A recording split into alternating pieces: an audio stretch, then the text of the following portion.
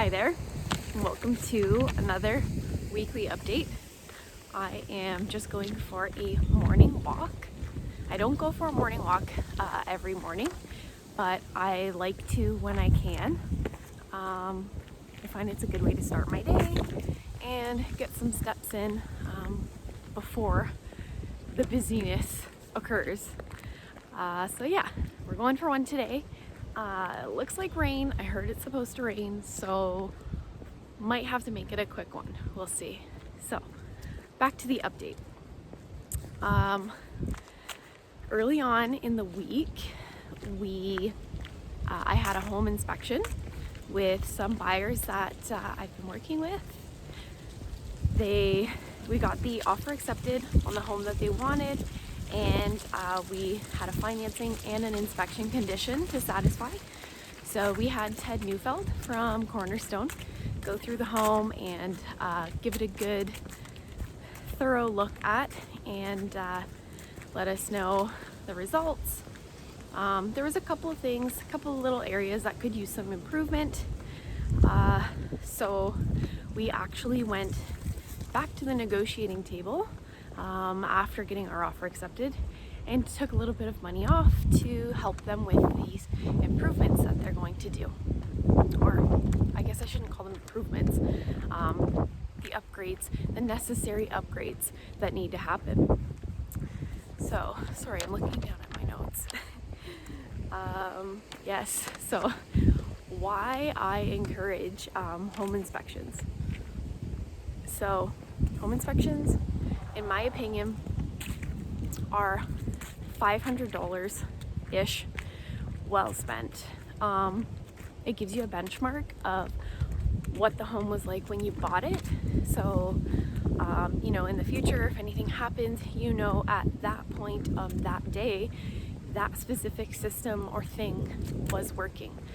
And also, even people who are super handy, unless you're going around with a checklist of everything that needs to be checked, and essentially doing a home inspection yourself, it's just not the same. So yeah, it's always a good idea. I think it's $500 well spent.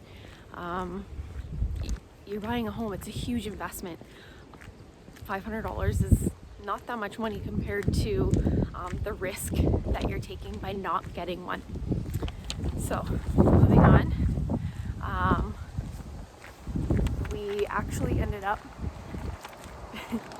firming up that deal for that family after doing the home inspection and then going back to the negotiating table. All is well, and they are well on their ways to getting the keys.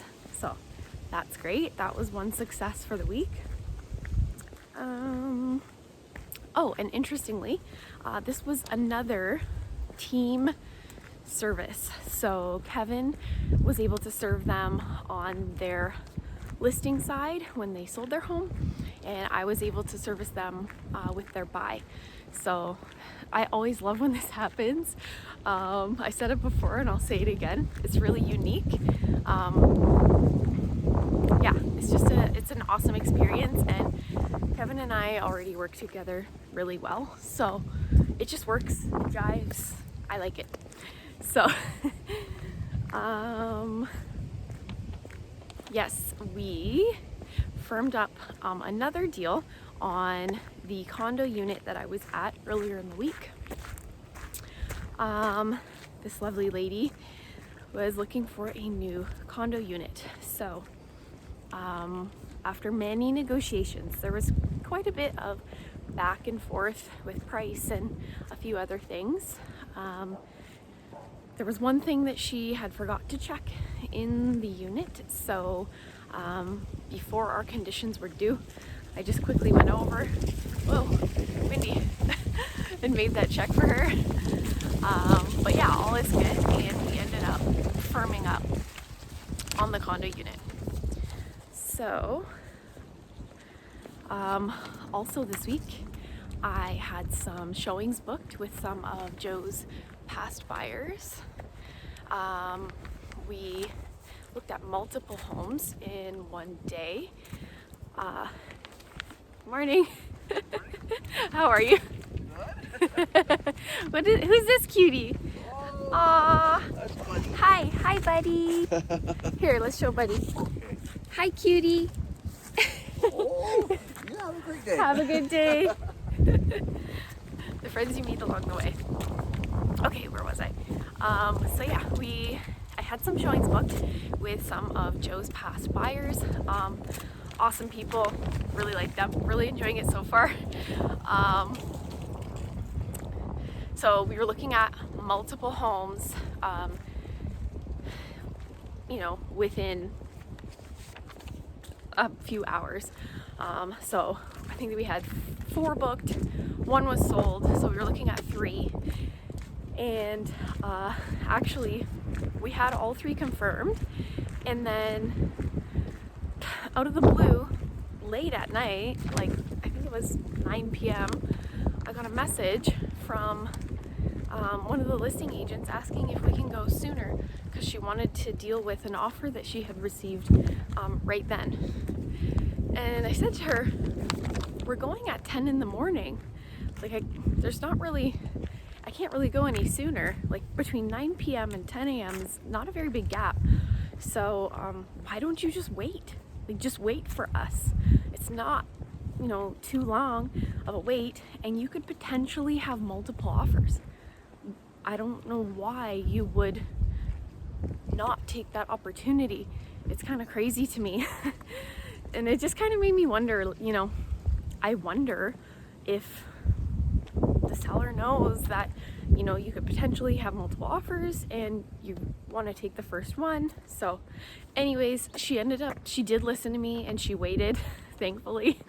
So we went in the morning. That one actually wasn't for us, but while we were at the 3rd house, all just standing in the driveway, we were just finished all of our showings. We were just chatting in the driveway, and the buyer received one of my emails from the auto email that we send out. When you are looking for a home, we set you up on a search. If you want to know more about that, let me know.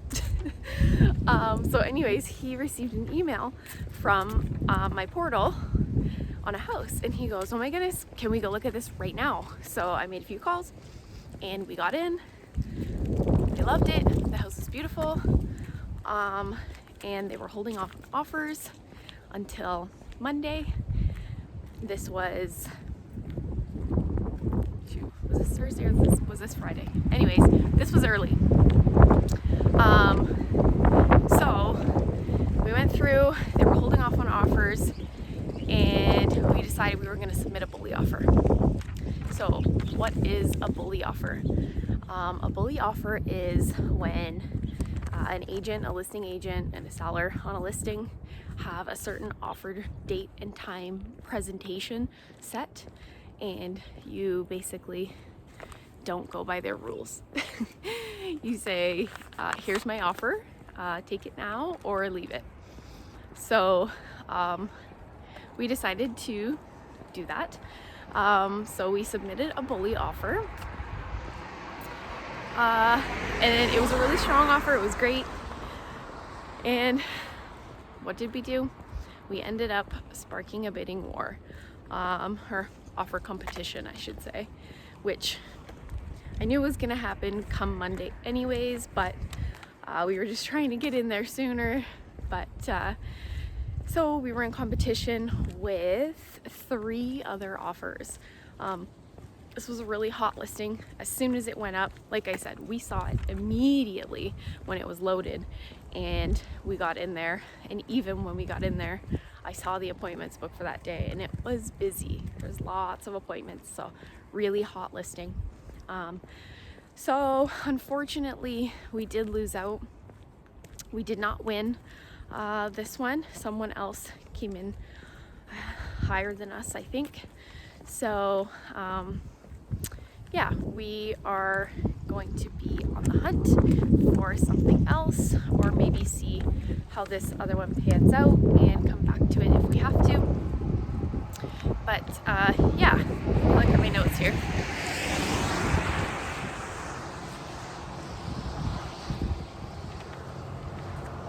I think that's it. I touched on all my notes. Wow, I went through that really fast.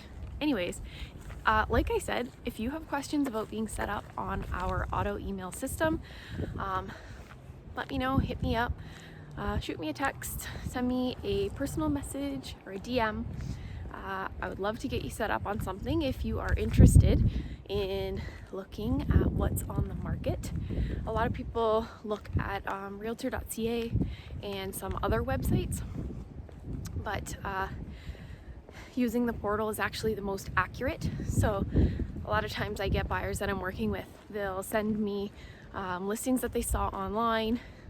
They'll send me screenshots of different sites or realtor.ca, and unfortunately those homes have already sold or they have conditional offers on them. So definitely the most accurate information is found directly off of the MLS system. So yeah, it's easy to set up a search for me, and like I said, when we were doing our appointment, it just so happened and it worked out for us. I mean, unfortunately we didn't win in the competition, but potentially we could have, and potentially the buyer could have just purchased a home that they really loved. So anywho, that is that. Let me know if that interests you, and I hope you have a great week.